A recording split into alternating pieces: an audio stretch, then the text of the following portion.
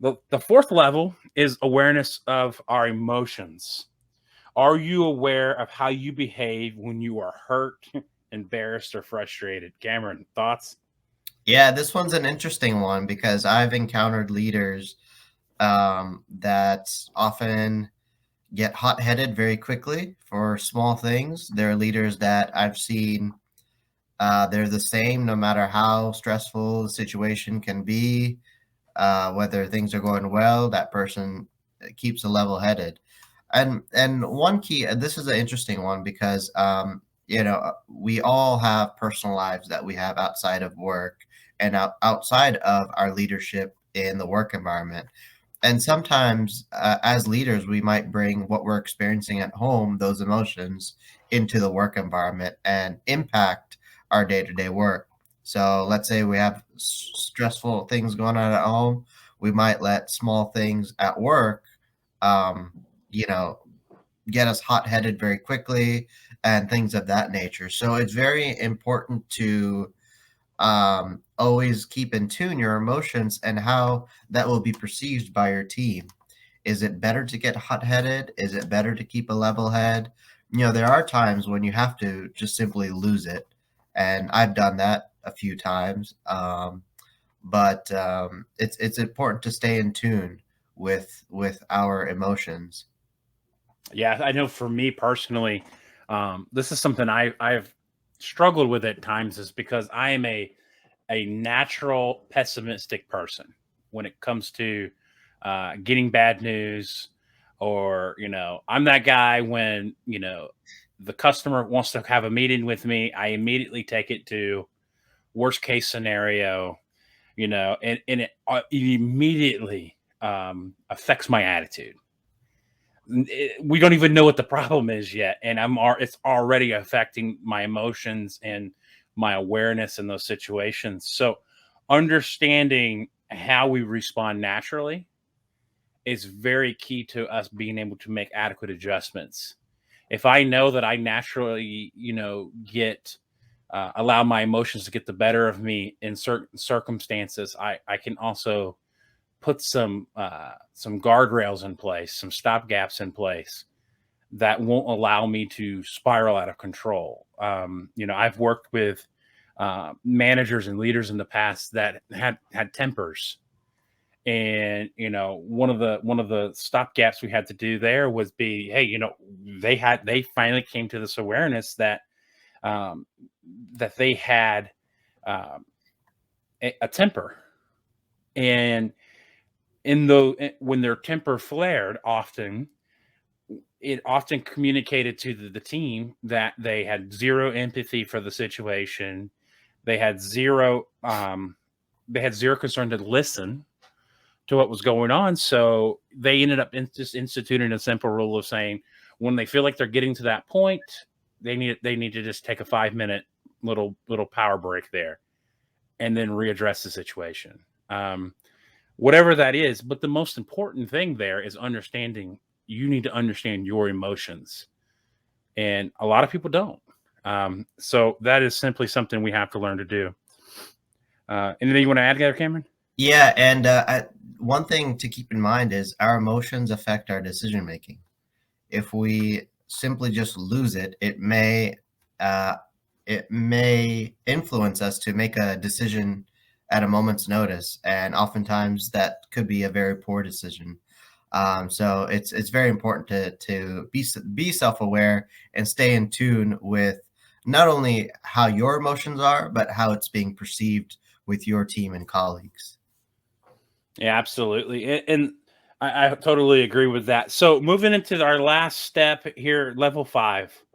So the level five, none of these are in order, but these are just five areas that focusing on to become more self-aware, and write these down and just kind of go back through these and reflect through them on your own. Is the level five is awareness of your blind spots. We've talked about this on the podcast in the past, but every leader has blind spots, which is why we must create safe environments for others to point them out. I can't say that. I'm going to say that again. Everyone has blind spots, and the only way to really figure this out is to create environments where it's safe to point those things out. And one way to do this is through just simple staff reviews. I've learned a lot over the years with staff reviews where I've been able to sit across the desk from a superior and allow them just to kind of pour into me. Um, Another way of doing this is just simply having conversations with mentors and people who have a lot more wisdom than I do, and just allowing them to speak into my life. But um, it's very important that we know where our blind spots are and the things that we don't naturally see. For me, one of my blind spots is I naturally do give people the benefit of the doubt in almost every situation. And most of the time that works out okay for me, but there are situations where I've had people in my leadership team who've had permission to step in and say, this needs more than just your benefit of the doubt. This needs action. Cameron, what have you seen with blind spots? Yeah, with blind spots, I think what's key in terms of identifying your blind spots is having that community, that comfortable community, and that could be something very informal, to be able to identify how you're doing and be able to get feedback, but feedback both ways. Yeah. I recall an abroad experience I had in leadership, and the key to the success that we had as a team was making sure that I had people at all levels of the organization that I could trust and provide that, ask for feedback and be vulnerable and adjust as needed. And but then I did the same for those individuals as well, as helping them, mentoring them, showing where they're most vulnerable. And it really helps you grow in your leadership once you identify those blind spots. Yeah, I mean, and this is a very important one, just to hang out on this for a second. And I think it's worth repeating again is that this only happens in an environment where you have given the other person permission to speak into your life like this.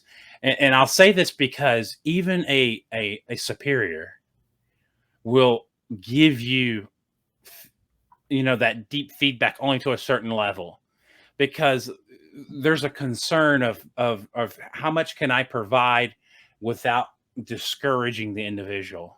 How much, so when you build relationships like these, for me, I've always, told my boss or my superiors or people who've mentored me or people that, are in my life to say, I'm okay with you. I'm giving you permission to, kind of rip the band-aid off, so to speak, if it needs to happen.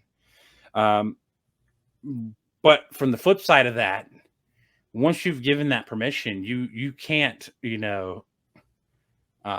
can't go off and respond super negatively and or freak out on someone or get aggressive and disagreeing with the person who you've now said provide feedback. Um, so this can be done two ways, through two simple questions. What is it like to be on the other side of me? That is a good question to ask to any friend, colleague, whoever. What is it like to be on the other side of me? And then a question you could ask more to a mentor or a superior would be, if you could speak into my leadership, what would you say to help me get better? Questions like these helps us glean feedback that reveals our blind spots. A quote I put in our notes is an author, Steve Moore, once said, "If my lack of a self-awareness is caused by ignorance, I need more information. If it is caused by confusion, I need clarification. If it is caused by denial, I need confrontation." And oftentimes, blind spots are only come clear when someone's willing to confront us. It can be uncomfortable, but in the long run, it does pay off. Any other thoughts, Cameron? Yeah, we're still talking about blind spots, yeah. Yeah. Yeah. Yeah, I think it's this is the most critical. I think out of all the levels that we talked about strengths, weaknesses, and now we're talking about gaps. Um, and sometimes it's difficult to to come to an understanding of what your blind spots are. Sometimes we are resistant to getting to that vulnerability and it is uncomfortable. It's uncomfortable asking your colleague or your potential team members that you trust, of course, how did this meeting go? How do you think this change or initiative is going? Did you yourself as a leader do it the right way? And if we don't know that, then we're not going to grow as a leader, and we're not going to continue to excel and develop ourselves and be better leaders. And as we continue to get better at leading our teams, we as leaders have to get better ourselves first.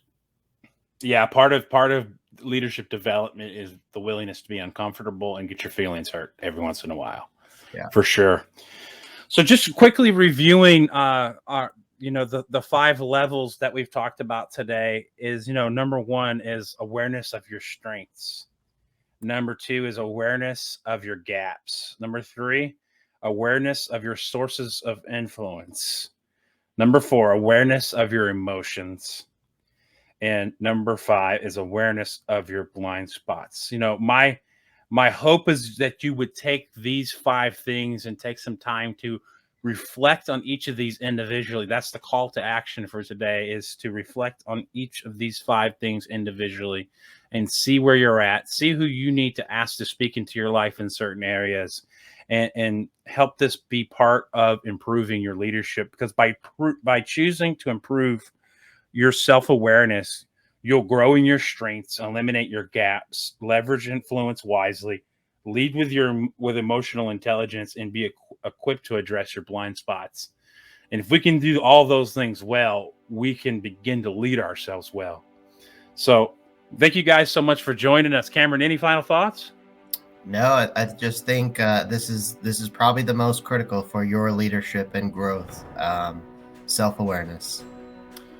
Absolutely. So if you enjoyed this podcast, subscribe wherever you're listening, share with your friends, share with colleagues, and we will see you guys on the next episode. Take care. All right.